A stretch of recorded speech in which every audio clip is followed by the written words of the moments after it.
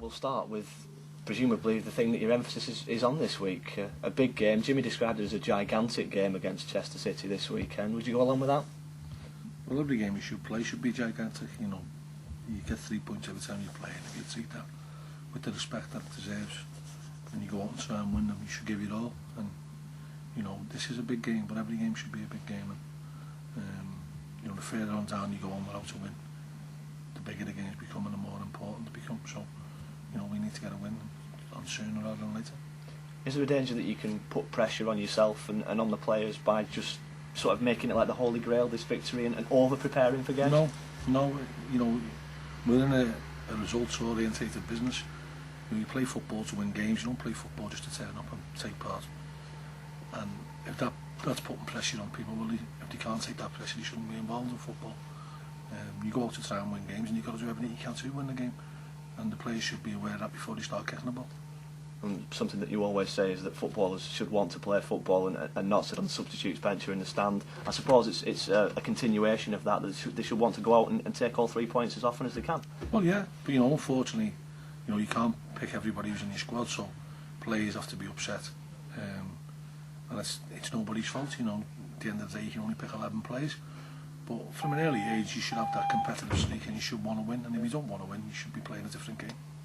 In terms of your own preparations, has it been a case of getting your own house in order and dealing with yourselves rather than focusing on Chester City, or has it been a bit of a balance? Well, we know a lot about Chester, we know how they play.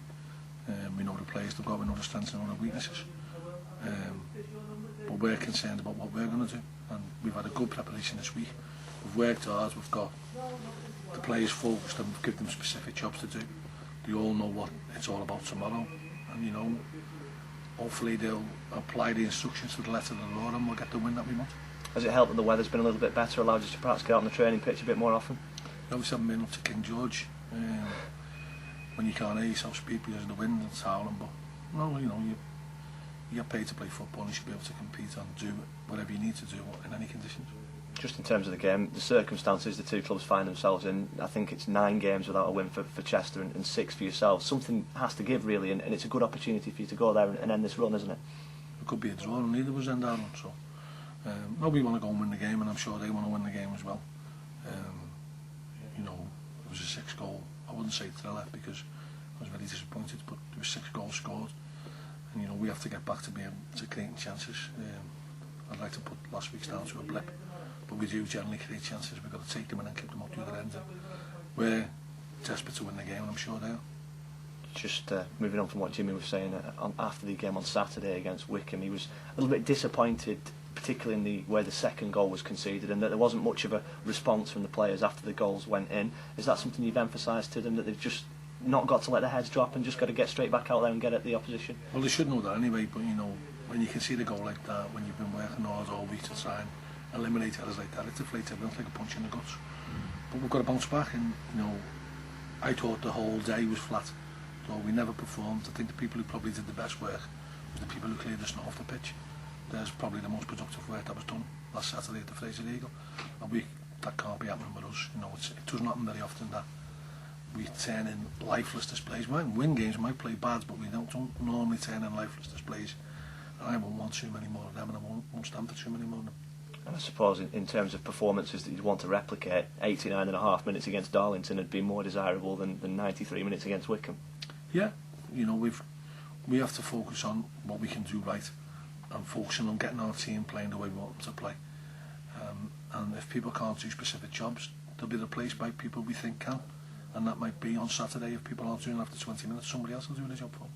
Would it be fair to say that previous encounters with Chester have been frustrating for you? Well, they're like Shrewsbury, aren't they? We don't seem to be able to beat them, but we've had some good games with them, and hopefully we can maybe just turn it around now and get the better of them and get the 3 points. Just in terms of your own squad, there's been a lot said recently about defence and now about attack, but just looking at the midfield area is something that interests me. You've got so much quality in there. Now you've brought David Mannix in as well, Andy Proctor, Jay Harris, Andy Todd, and Mark King's been playing there as well. Is it a good thing to have all that healthy competition in at the centre of the park? I think you need that. You know, if you haven't got that, I think people can get stale or get maybe into a bit of a comfort zone. And we've got, you know, Phil Doughty played centre midfield on Wednesday and turned in a good performance against Blackpool. So we've got numerous options there, and it's up to the ones who get given the shirt to take care of the shirt and be determined to keep the shirt. And if you get players, we need to get back to getting 11 players getting 7s, 8s, 9s, and not getting 4s and 5s and 6s.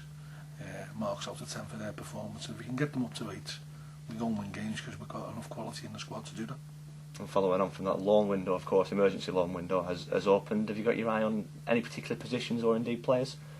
One or two, but it's looking unlikely for the weekend, and we'll wait and see. And is it just a case of waiting for the right moment with that, because it stays open for a while, doesn't it, this loan window? Yeah, it does.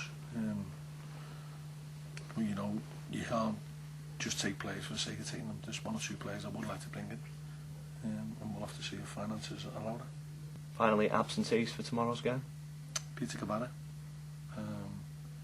He's looking like the only injury he's out over Robbie Williams. That's it. Just how far away is Cav? Because he's been out for a while.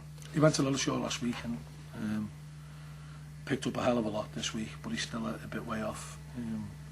His calf operating at 50% the capacity of his other calf, which isn't acceptable to play football, and he needs to build that up, and that'll take time. And we've seen Kenny Arthur on the bench several weeks running now. I mean, is he ready for a start? He's played the reserve game and he's been in contention for tomorrow. I mean, what do you think has changed since Christmas, since your last win? Do you think there's anything particularly you can put your finger on that's been down to this bit of a slump? I think maybe a lack of confidence. We've had a little bit of bad fortune along the way, and I don't think we've rose above that. And a couple of times I've maybe picked the wrong players. And maybe haven't changed my formation in games quick enough, and maybe I've relied on players to be able to think a bit more for themselves, and I've maybe given them too much credit, and maybe it's down now to give people specific jobs at all times, and let's see where that takes us. Are you worried about getting sucked into a real relegation dogfight? I'm worried every time I get up in the morning, but if that was the case, you'd stay in bed, wouldn't you? You have to be aware of what the dangers are, and if you can spot your dangers, you can overcome them. And as it stands now, we're still in a good position for a club of our resources. I would like us to be doing better. I would like us to win more games, and certainly competing on a better level than what we did against Wickham last week. We've got a great set of fans here. We've got a great team spirit, and we've got a club who's desperately trying to move forward. Now, it mightn't happen overnight, but we wouldn't like to go down the same road as other clubs in our division have been and spent 30, 40 years in this league. Yeah, we don't want to go down, but we certainly want to push up.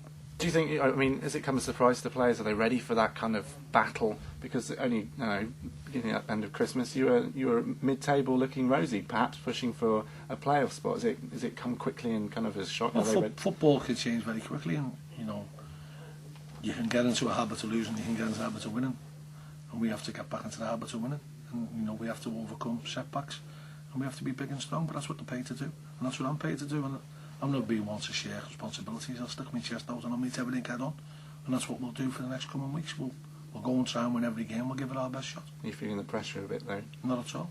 No, the only pressure I feel is the one I put on myself, because I've got high standards and I believe in what I do. I know I'm a good manager. I know I'm a good coach. I know I've got a great understanding of football, and I know that if I can get the right players in, we can go and, even despite our limited resources, we can still challenge in this league.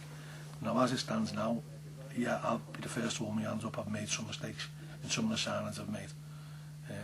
They were made in the best intentions, but unfortunately, as every manager will tell you, not all the signings you make work out.